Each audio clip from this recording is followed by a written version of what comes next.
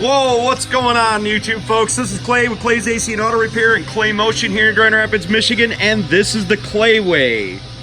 When you find the spot of the video you're looking for, just go ahead and let that video play on through, and I'll try not to yammer all day long. Working on one of these mystical beasts, the 2007 PT Cruiser with a 2.4, if I remember correctly. Doesn't really matter what kind of engine it's in it because it's got a blown head gasket, so we're going to replace that puppy today and show you guys how to do it the Clay way. You can do this a lot of different ways, but the first thing that we're going to do is we're going to jack up the car, remove the passenger side front tire, just so we can get a better grasp on what's going on and take our timing off and remove a cylinder head. I don't recommend this job for the amateur. It's probably a novice type guy, but I think with my video, even an amateur can do it. At least I try to make sure when you jack it up on the pinch weld right. With it up on jack stands, it serves a couple different purposes. We can drain the oil easier. We can remove all the coolant out of the radiator through the petcock. And it keeps it up higher so our backs feel a little bit better when we're leaning over the vehicle working on the cylinder. Now, there's two ways we can drain the coolant out. If your clamp is not underneath this piece of metal like mine is, you could pull the clamp off and drain the coolant out that way. Make sure you catch it in a bucket for the pets and animals that we love and other people love. They like to lick that stuff up. Or we can just quite simply loosen the petcock that's over here on the passenger driver's side of the radiator. I will tell you from past experiences, when I turn these petcocks, sometimes they break. Generally, they only turn about a quarter turn. So the radiator will drain out a lot quicker if we go ahead and open up the radiator cap. Any chance I get to put screws back where they go for reinstallation, I always put them back in their proper locations. And the reason that I do that is so I don't have screws laying everywhere. Now we're going to remove the wheel and start removing the upper intake on here, and it's held down by about 6 to 5 screws, 8 millimeters. Now we're going to go ahead and unclamp our fuel filter housing and unplug our electrical connectors.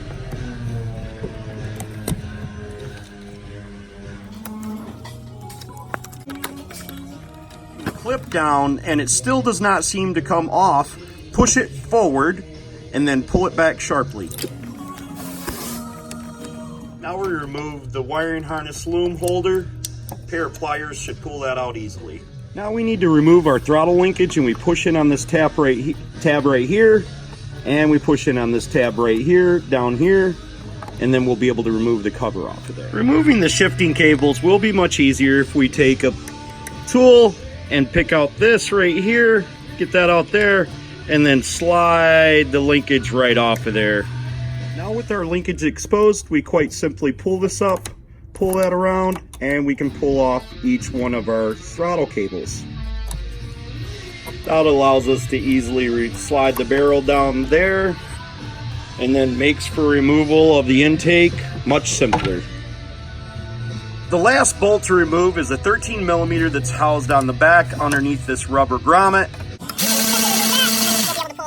Now we have greater access to our idle speed control solenoid, and we're going to unplug that as well, and then our intake plenum can come out.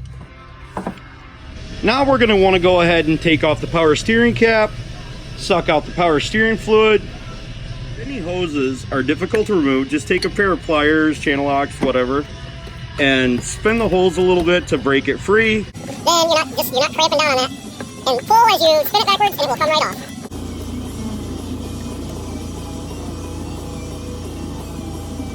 Now we can remove the upper radiator hose. It's either a clamp, like this. Okay, so now we're going to remove 2 bolts that hold our thermostat housing on there and remove the overflow hose that is connected to it. Now to remove the fuel line, we simply press in on the 2 clips, and if need be, we push down on the fuel line and then pull it back up, just like we do the wire looms. Now taking a 13 millimeter, we're going to go right down here underneath the power steering reservoir. And we're going to remove 2 bolts. Right there, one with my socket and one right next to it. A return power steering line doesn't leak everywhere. Use a 1/2 inch extension. I'm going to remove 4 10 millimeter bolts, spark plug wires, spark plugs, and unplug my coil. We unplug our coil by sliding our red clip over towards the vehicle and pushing down on our connector. If we're not able to pull it off, we push it down, push it forward towards the coil, and then remove the connector. Now we can start removing our 9 8mm bolts that hold our cover down, including the bolts that are in the center. Okay, so now we're going to remove the 13mm bolt that holds this ground on here, and we're going to make sure that we replace that when we reinstall our head. And we've got 4 exhaust manifold nuts. Now we can spray them down with PB Blaster or WD-40 or something, let them soak for a little bit. Generally, I'll use heat to heat them up and remove them. You can't see all 4, but there's 2 more on the bottom, and you can feel around there and remove them. We're going to leave the exhaust manifold hopefully hooked up, and hopefully the lower portion of the intake. If the exhaust bolts are a little bit too tight for you to get out, you can use the double wrench method. This is the clay way. Buzzing! Boom!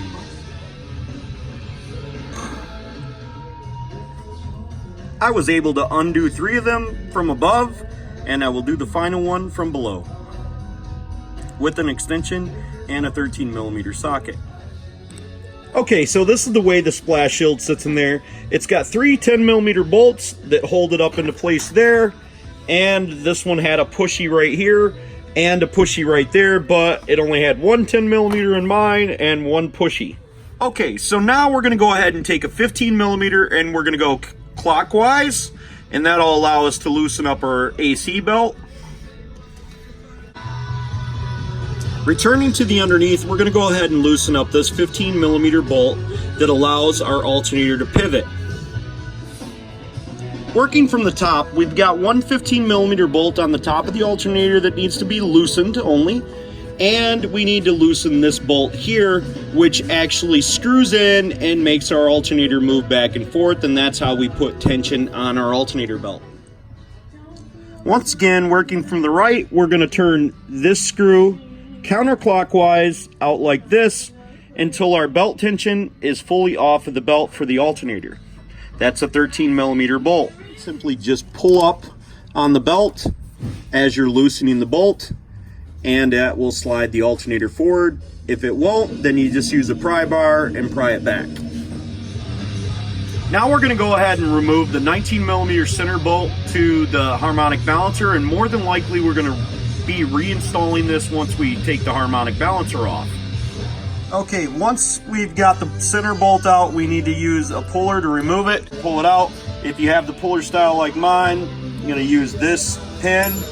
Put this pin right up through the center of there, and it's going to protrude out a little bit, and then that's going to go inside the barrel of the screw, and obviously we're going to clamp it down and hold it. Now we've got our shims in there holding it butted up against the back side there. I'll figure that out. I'll probably just use a screwdriver and stick it inside there and hold it down. Now once we get the cover off, we can start removing 8mm screws here, and along this edge. There's one approximately right here, and then one up approximately right here. Obviously we're gonna have to go in with our ratchet and unscrew them once we got the cover off of here. This bolt right here was a serious pain in the butt, because I had to use a deep well 8mm at first and then switch to a shallow 8mm with my normal ratchet, just moving it out. And once I got it out of there, I took both of my fingers, kind of like a TP, one like this and one like this, and was able to move my finger to screw it out. For whatever reason, it just would not screw out, and I couldn't get the socket up in there and get any kind of like to twist on it. So that bolt was a real pain in the butt. Screw. Now I'm going to reinsert my harmonic balancer bolt so I can turn the crank to bring it up to top dead center when I'm ready to, after I've taken off the other covers and the motor mount. To remove my last exhaust manifold bolt to the downpipe, I'm going to use a long extension and a straight deep well 13mm. I've got that up inside there just like that. And up on my nut, I'm just going to use my ratchet to take it out. While we're down here removing that last nut off the exhaust, we're going to remove 1 15mm bolt that I'm about to point to that holds the exhaust to the engine block. Down here on the bottom, we should have removed this 13mm nut that was on our heat shield at this moment, but obviously we got our cylinder head out and we didn't do that. So the whole heat shield came out at the same time, and we took the bolts out of there, and that was hanging us up a little bit, but it didn't hurt anything. It just would have made it easier. With the block of wood and a jack, we're going to support the flat spot of the engine so we can remove the engine motor mount. Okay, so now we're going to remove two 15mm bolts that hold our motor mount to that, one 18mm bolt right here, and we will eventually end up removing this whole dog bone out of here. But we're going to attempt to do this. This one has a nut that may spin on the bottom of it, but in this situation, because I used my zip gun, it came right out. Now with the T55, we're going to remove this bolt. There was a plastic cover that surrounded this. Now I'm going to remove an 8mm screw from here, which holds on the top bracket plastic, and an 8mm there, and I've already removed one from right down here. Now we can jack the engine up, and that will allow us better access to the 15mm bolts that hold our bracket onto the motor, and then we should be able to remove our covers. Okay, we got two 13mm bolts right down here on the base of the bracket for the power steering pump that we need to remove, and you can see my socket right there, and then you can see the other bolt right below it. It's kind of getting a little bit blurry, but still there nonetheless. We need to remove them. We do not have to remove the power steering pump, but we do need to remove them bolts because they are affixed to our front bracket. As far as this bracket's concerned, you will not be able to remove the bolts. That will come out later, but you do need to get the bolts all the way unthreaded. And there's a third bolt down here, if I remember correctly. And once you get the two bolts out of your power steering, it should easily start to wiggle inside there. This is me loosening the power steering pump bolts. If you have a long flexible head ratchet, 3/8 drive or whatever with a 13mm on it, you can come through this position right here to loosen the power steering pump bolts, and it will certainly make it easier to get them three bad boys out. I found it was easier to take my long 15mm drive and remove my lower motor mount bolt with that, with the engine lowered down. Okay, so now that we've got our mount loose, we're able to take our plastic out of here somehow. This certainly has some oil leaking out of it, so we're going to be fixing that while we're resolving the other problem. Now with our bracket loose enough, we should be able to wiggle this around to remove our 15mm bolts that are in there by raising the motor up and lowering it down as necessary. Okay, it's not imperative that we remove the bolts out of the motor mount because we're removing the cylinder head.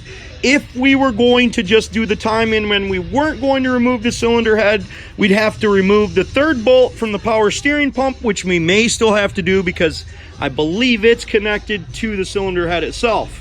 But we're going to see what happens. So now we're going to go down to the bottom and we're going to turn the main bolt to top dead center where number one cylinder is all the way at the top and our timing marks are lined up. The reason we're doing that is it just makes sense for reinstallation. We have no plan on moving the engine once we take the cylinder head off. We'll probably move the cams, but we'll put them back to the location close to where they're supposed to be before we set the cams back in. So they'll be very close to where they're supposed to be for timing belt reinstallation. Okay, so the mark we're looking for is right here on the bottom, and it's got that green mark right on it. We're going to turn that all the way up till I think it meets with this little mark right here. And then our engine is either at top dead center or we need to turn it one more full revolution. Marks should be right straight across from one another. They're close enough for us to remove the cylinder head. So what we're going to do now is we're going to remove the timing belt itself. Now I'm going to go ahead and remove the idler pulley 17mm bolt.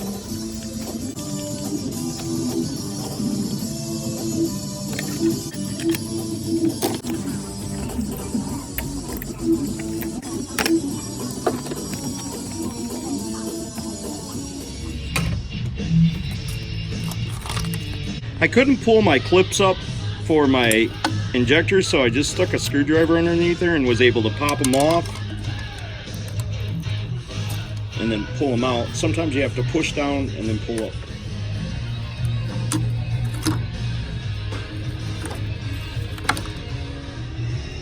Now we're going to take our 8mm and remove 2 bolts for the cam sensor, one here and then one that my wrench is on. Okay, with a pair of vice grips, I'm going to hold on to the cam this way, and then I'm going to loosen up my 18mm bolt. Okay, the cams, once the bolts are out, should be a lot simpler just to wiggle and take off, and I can do it pretty well with 2 hands. Okay, so now when we go to remove our clamps that house down our cams, we're going to work from the center out in like a circle formation. We're going to do that also when we go to take out the head bolts, always working outward to dissipate the energy and send it this way. Just one of them little things. Now when we go to remove our cam bearings, we are going to set them directionally and in order and replace them exactly where they came from, including in the same location. 1, 2, 3, 4. These ones you really can't get mixed up. From the center outward, we're going to remove the 15mm head bolts that secure the head to the engine block, and then see what other things we need to remove.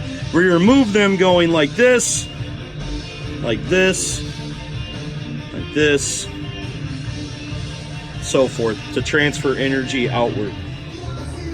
Okay, if you're planning on reusing your head bolts, make sure that you put them all back in the same location, so keep track of them.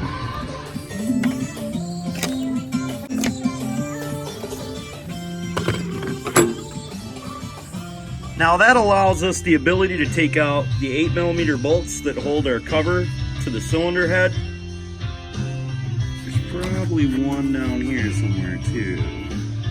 Now twisting our main motor mount counterclockwise, we should be able to raise it and bring it out. To finish the removal procedure on our plastic cover, we're going to remove this last 8mm screw and 2 13mm bolts, and we're going to reinsert these bolts once we remove them from the cover. Okay, we're going to remove the 13mm bolt that holds on our tensioner. It will stay attached to the bottom of the block. It doesn't really matter when we remove the thermostat housing, but we need to remove the 2 10mm bolts that hold it on. One was up here and then down there. And then we have a third 10mm bolt that's right up underneath here where my finger's at. We can just take a long wrench and go in from right there and get that 10mm bolts that hold this bracket to the cylinder head. There's one here and then one underneath it, and we're going to do that with a gear wrench, first removing the top one, then removing the bottom one.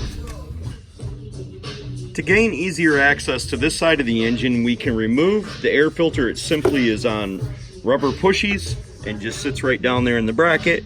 Then we can see everything on the side and get to our bolts easily. We got a couple of exhaust bolts that the heat shield bolts to. We need to remove them. We need to unplug our O2 sensor. We need to disconnect the dipstick tube to the intake.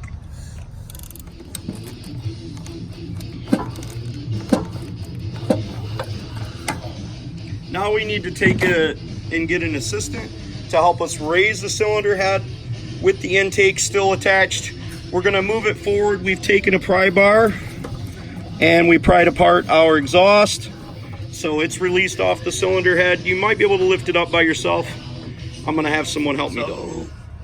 So we definitely have a head gasket issue. We can obviously tell that there's no blacking right there anymore, and if we look at the cylinder head, we can see the discoloration on the valves, like how these valves are darker and then these valves are lighter. That generally shows how a head gasket is bad. So now we're going to do a surface check and see if it's flat, but I recommend you guys take yours over to a machine shop, have them go through it, put valve guide seals in it, etc., and the stuff that you need for it, and make sure it's not cracked or anything like that. All right, I wanted to give you guys a look, or folks, ladies and gentlemen, if the ladies are out there doing this stuff, what we have taken off and what is still in here. I initially took a bunch of bolts and stuff out of the AC compressor and some bolts out of the power steering bracket. I did have to remove the power steering bracket to actually get the mount out of there. So it needed to move forward this way. But as you can see, what I've got left, and it's out. Okay, before we take this over to the machine shop and have them service it, we're going to remove the exhaust manifold and the intake. I think that's pretty much going to be self-explanatory for you guys. Just take every nut and screw out of it and make sure you put them back in when they bring it back. Most machine shops do not like components hooked to them, and they can't put it in their machine with the exhaust manifold on and the intake manifold. But it makes it simpler to remove. If you leave all that stuff connected, you more than likely would need 2 people to remove it. I'm certain the video wasn't extremely interesting, and nor is it fun to do, but we can fix it at home, and it's always better to repair something than replace it. So God bless you guys. Please consider subscribing, clicking the notifications. If you got a question for me, hit me up on Clay's AC and Auto Repair on the Facebook if it's automotive related and I can answer it. I certainly will try. Have a great day.